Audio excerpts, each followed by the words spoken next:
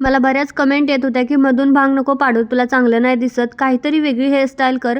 त्यामुळे आज मी थोडी वेगळी करण्याचा प्रयत्न केलाय. तर मला कशी दिसते नक्कीच कमेंटमध्ये सांगा. तर झालं काय होतं की काल सकाळी एक दुधाची पिशवी आणली होती, पण ती दुपारी तापवायची राहून गेली. त्याच्यानंतर मी आज सकाळीच काढलं आणि दूध तापवायला ठेवलं तर ते दूध फाटलं. मग ते पूर्ण फाटण्यासाठी मी थोडासा लिंबाचा रस ॲड केला आणि ते पूर्णच फाडून घेतलं.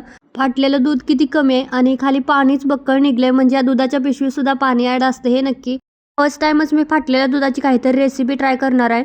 तर कढईमध्ये पहिल्यांदा मी थोडंसं दूध टाकलं, त्याच्यामध्ये वेलची आणि बदाम कुटून घेतले होते ते टाकले. तुमच्या आवडीनुसार तुम्ही ड्रायफ्रूट्स टाकू शकता. त्याच्यानंतर थोडीशी साखर टाकली, पिठी साखर टाकली तर चांगलंच आहे. त्यानंतर आपण जो गोळा काढून घेतला होता तो पण याच्यामध्ये टाकायचा. सगळं मिश्रण एकजीव करायचं. थोड्याच वेळात सगळं पाणी आटतं. जाडसर असेल तर थोडं मिक्सरला वाटून त्याच्यानंतर डब्यामध्ये सेट करून घ्यायचं. अर्ध्या तासासाठी फ्रीजला ठेवायचं. एक नंबर अशी मिठाई तयार झाली. कोणी कोणी आतापर्यंत असं केले नक्कीच कमेंट करून सांगा. चलो बाय बाय.